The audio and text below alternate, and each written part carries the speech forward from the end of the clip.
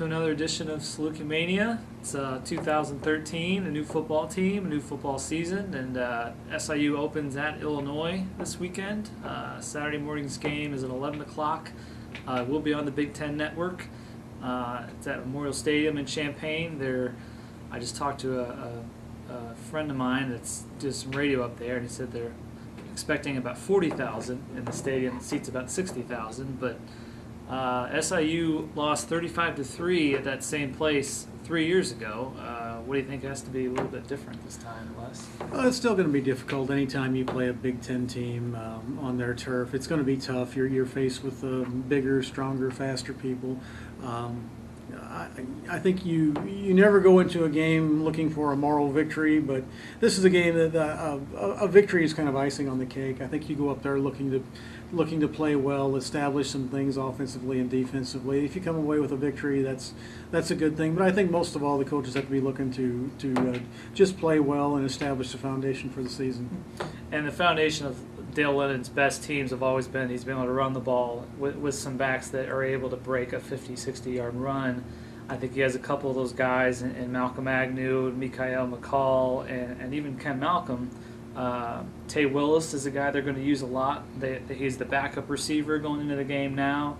He will be used as a tailback as well. SIU rushed for only 46 yards in the loss 3 years ago. I imagine they're going to have a little bit better showing on the ground this time. Well, the key to this football team offensively, as I see it, is improvement in the offensive line.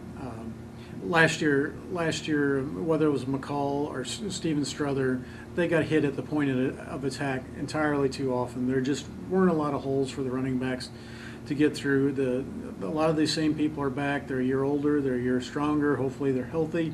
But the offensive line really has to improve for this football team to establish that running game. I do like the running backs that they brought in. Anytime you have 3 Division I transfers, that's obviously a plus.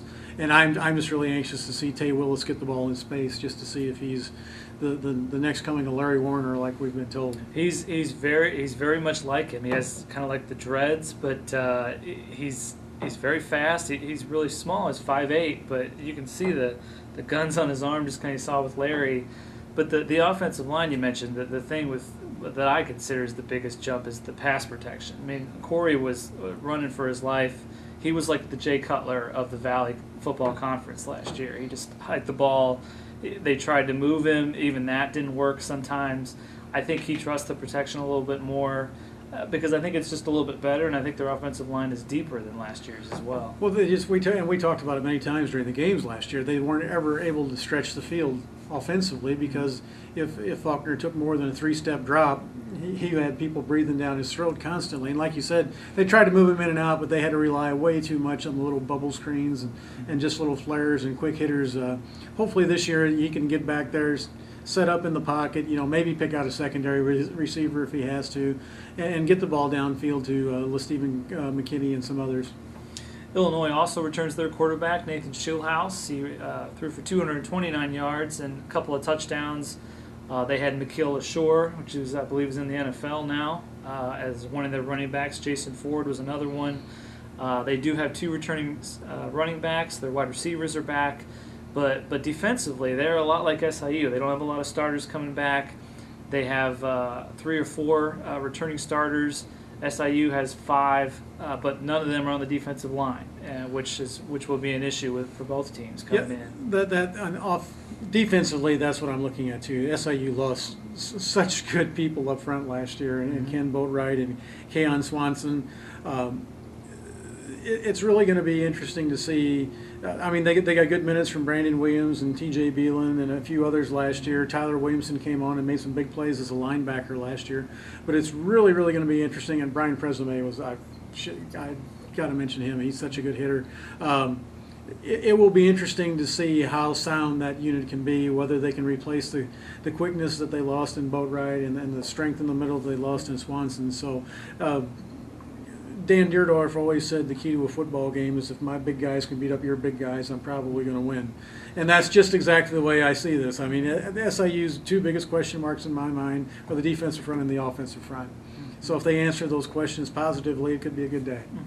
And you got to feel good about SIU's secondary. It's the best London's probably ever had here. He has 4 returning starters really at safety that have started one game or another. You got Luke Thuston and DJ Cameron in one, Anthony Thompson, and Mark Boo Rogers is back at the other one. But cornerback, they have Terrell Wilson. Courtney Richmond is expected to start Saturday. That might be his first start, but he's played in a lot of games. But past those two, they're not. They all have new cornerbacks. But like you said, their linebackers should be very strong, and their defensive line, I think. You think of the front 7 for SIU, not necessarily for Illinois as much as for SIU, in my opinion. And I really don't think DeMonch will be a big loss, but with the guys they have back, I don't think it's as big a loss as some people may consider it. Yeah, and it's just they can't give up the big play. I mean, if you allow a Big Ten team to score quickly against you, you can get buried. I mean, we saw what happened last year when they played Mississippi. When Mississippi got the quick scores, it was just an uphill fight the rest of the way. Mm-hmm. So, it's always the case when you're the underdog, the longer you can hang around, if you give yourself a chance to win, that's the way I think you have to approach this game. You have to get the game to the fourth quarter, and that's what they haven't done a good job of. Other than the Marshall game, they lost 35-3. They were inside the red zone 4 times against Illinois, and Dale Lennon even mentioned it yesterday. He was a little bit too aggressive. Not that this is necessarily going to be conservative this weekend, but he said he's going to be a little bit more cautious in trying a 50-yard field goal. Now, he had Kyle Doherty at the time, but trying a 54-yard field goal instead of punting and using field position.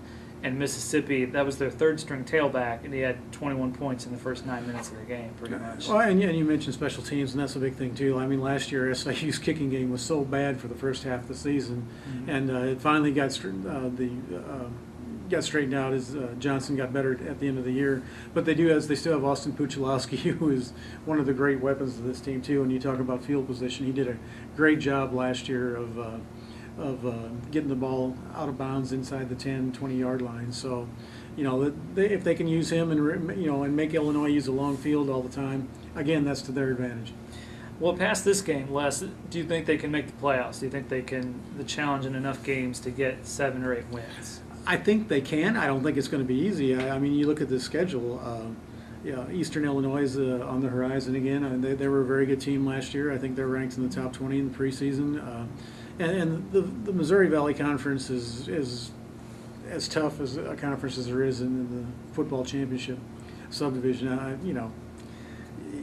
And the margin of error and the margin of victory is so razor thin that if you get the breaks and get a few bounces to go your way and make a couple big plays, yeah, they can be there. But it's just really difficult in that conference because it is just so competitive. I mean, a couple years ago, their season turned on deflected passes. So it's that way again as far as I see. Yeah, last year, if they win the game against South Dakota State, which they lost with 7 seconds to play, they finished with 7 wins, and I think they're probably in the playoffs at 7-4. Playing, Miami of Ohio, they played them relatively close, and beat one playoff team, beat Illinois State. They almost beat South Dakota State, and they almost beat North Dakota State on the road. Yeah, and I mean, you look at that South Dakota State game. I mean, that game turns on a pass that hangs in the air for 4th and 18 or whatever it was. It seemed like it was in the air for 2 or 3 minutes. And when somebody makes that play, the whole season is different. So, and that's just exactly the way life is in the Missouri Valley Football Conference. They will get started in that in a couple weeks, but Saturday they'll be playing Illinois on the Big Ten Network. You can follow online at our website, thesouthern.com. We'll have live scoring. We're going to have a pregame blog before the game. So tune in, and we hope to talk to you next week. Thanks for joining us.